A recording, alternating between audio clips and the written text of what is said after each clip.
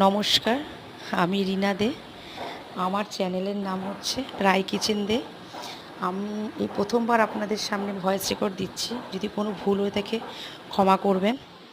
আমি আজ পুঁই শাক রান্না করছি নিরামিষ। আজ পুঁই শাকের সাথে রান্না করছি পুঁই শাক, আলু, কুমড়ো, বেগুন, তার সাথে গাঠি কচু, আর তার সাথে কাঁঠালের বিচি দিয়ে কাঁঠালের যেটা রান্না হয় সেটা দিচ্ছি।